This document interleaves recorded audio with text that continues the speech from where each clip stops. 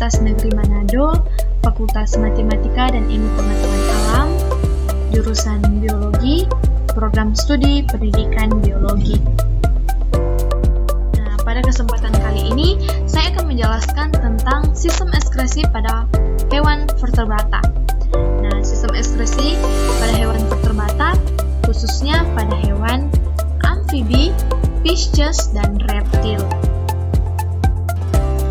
Sebelum saya menjelaskan tentang sistem ekskresi pada hewan amfibi, sistem ekskresi pada hewan fishes, dan sistem ekskresi pada hewan reptil, saya akan menjelaskan sedikit mengenai sistem ekskresi pada hewan vertebrata. Nah, sistem ekskresi pada hewan vertebrata dapat dilakukan dengan cara yang berbeda.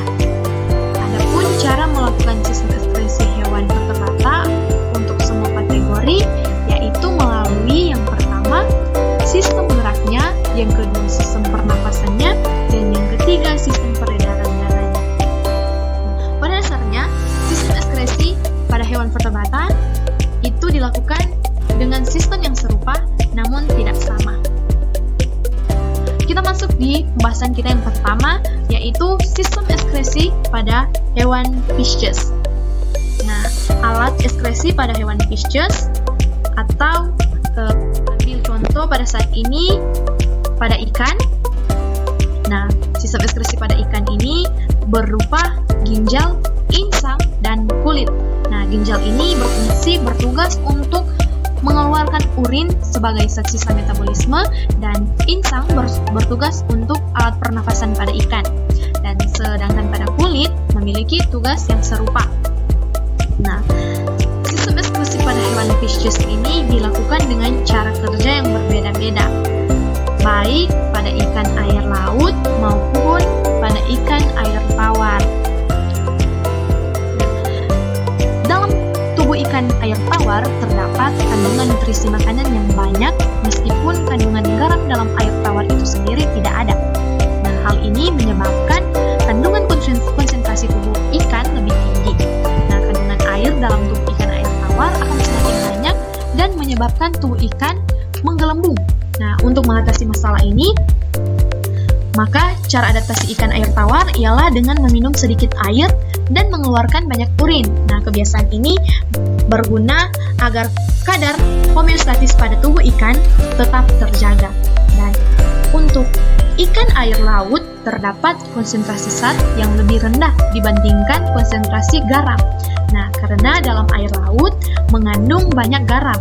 Nah, hal ini menyebabkan tubuh ikan air laut menjadi mengerut. Dan untuk mengatasi hal ini, maka sistem ekskresi pada hewan vertebrata fishes, khususnya pada ikan, melakukan kebiasaan yang dapat menjaga homeostatis tubuhnya dengan cara adaptasi, yaitu dengan banyak meminum air dan sedikit mengeluarkan urin. Dan itulah yang disebut dengan cara kerja sistem ekskresi hewan fishes pada ikan air laut. Nah, selanjutnya kita akan membahas tentang sistem ekskresi pada hewan vertebrata seperti sistem ekskresi pada hewan amfibi. Nah, hewan amfibi ini ialah hewan yang dapat hidup di air dan di darat. Contohnya, katak.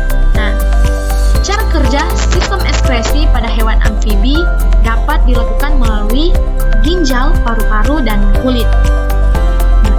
Pada hewan amfibi terdapat sistem pernafasan yang dilakukan melalui kulit dan paru-paru. Nah, alat pernafasan di darat biasanya kodok ini menggunakan paru-paru. Nah, sedangkan alat pernafasan di dalam air biasanya menggunakan kulit.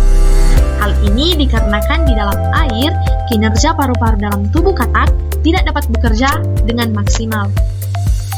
Sistem ekskresi pada hewan amfibi dilakukan oleh ginjal yang bertugas untuk menyaring dan mengeluarkan urin.